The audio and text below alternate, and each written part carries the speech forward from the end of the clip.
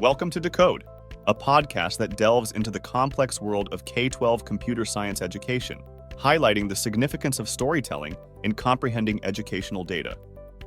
I'm here with Dr. Stephen Bigelow of Bay City Public Schools in Michigan. Yes, that's right. We're about 70 miles north of the Detroit. So what I didn't share with you is I grew up in Troy, Michigan. Oh, I don't know that. And my parents are still there. I saw you kind of played around that whole area in your early career and started out as an elementary school teacher, right? In South Lyon, that's correct. So I was in South Lyon as an elementary school teacher. Then I became a middle school teacher, middle school assistant principal, middle school principal, high school principal, and I'm on superintendency number 2. Wow. Okay. Yeah. Very, very cool. Yeah. So I saw you're on the GSV pilot for education innovators. Yeah. Can you tell us a little bit about that? So GSP partnered with Google, and this is their first year. We're wrapping up the first year of a fellowship. And in the fellowship, there's actually 3 groupings. There's one based out of Los Angeles, one out of Chicago, which I'm in, and then there's one in New York City as well.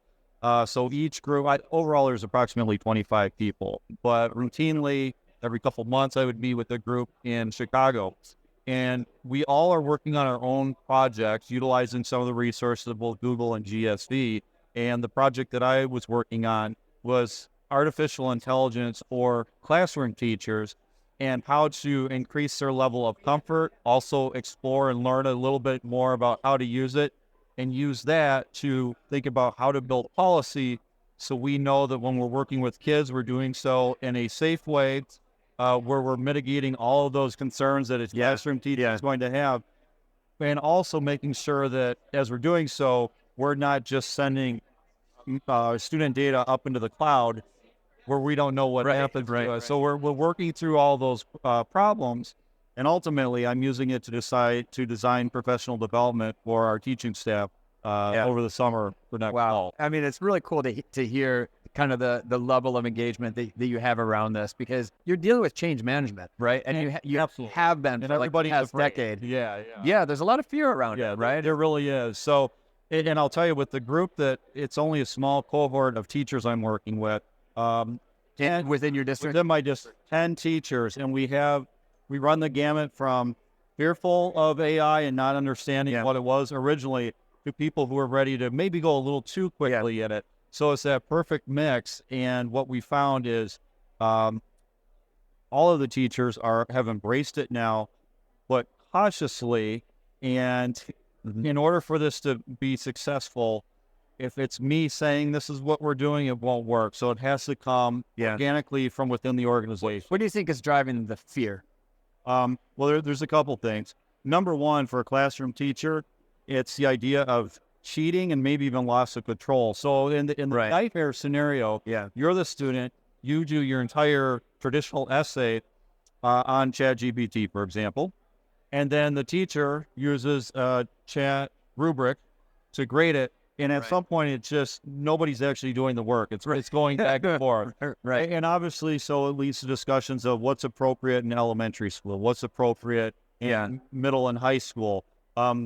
It's clear that there's going to be many times where we're a one-to-one district, like many times where the computers are shut off and it's even paper and pencil. So kids are learning those skills as well. So from my side as a superintendent, I have enormous policy concerns. How do we handle possible data theft with student information?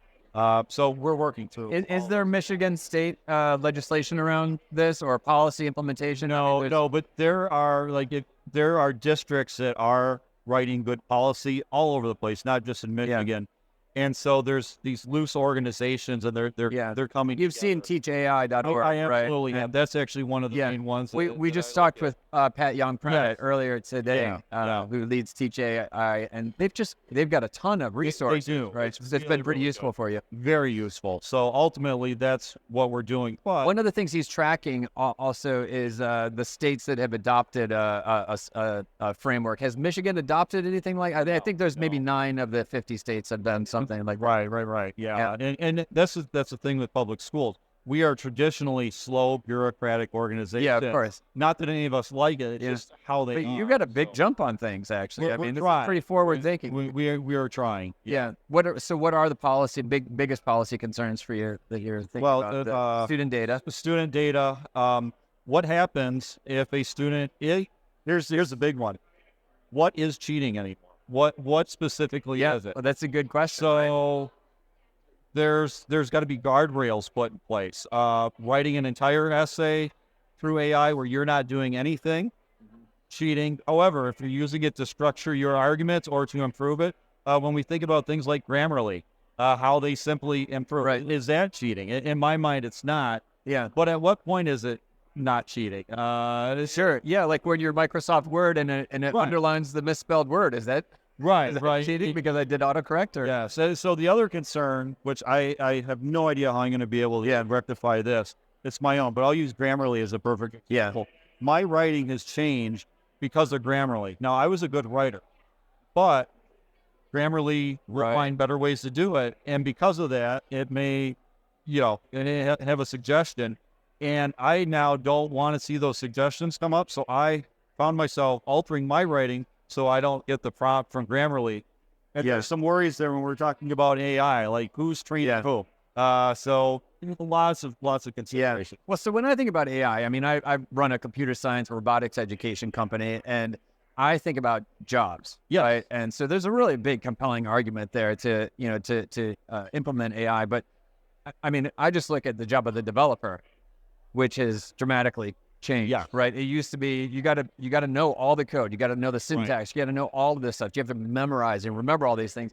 You don't need to remember anything anymore. It's right there. And the job of the developer now, 70% of code today is actually written by AI already. So, so how do you think about what you want to teach in terms of AI relative to jobs? We are going through that struggle right now because the reality is I am not the person that's going to be able to figure out how to scale what we're trying to do with students. Yeah. And quite often they're ahead of the teachers when we're in this area.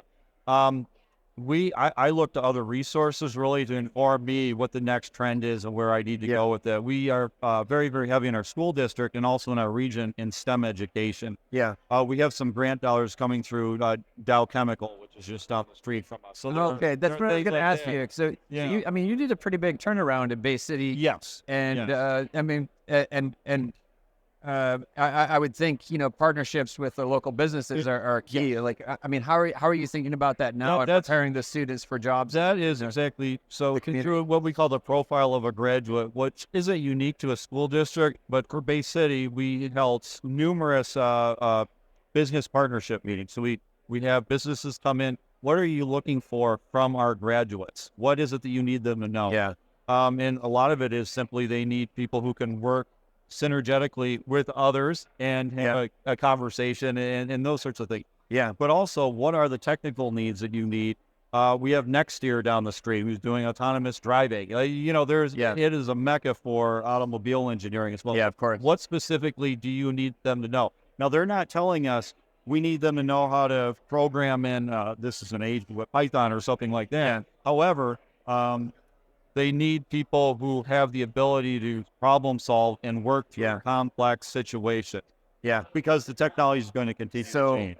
It always changes. The $1 million question is, how do you teach those skills? By constantly challenging students and allowing them to know that frustration is okay and to work through it. The idea of fail fast, fail forward. All right, so I gotta tell you about that. So I did I was at the Florida Cyber Launch Competition. I had a couple of sessions that I did, and I taught a class basically on inverting Bloom's taxonomy. And I had about 30 students and some of their teachers in the classroom. And I basically said, well, all those the base things around Bloom's taxonomy, we don't need those anymore. So we just jump to creativity. Who wants to have some fun? Let's code a game.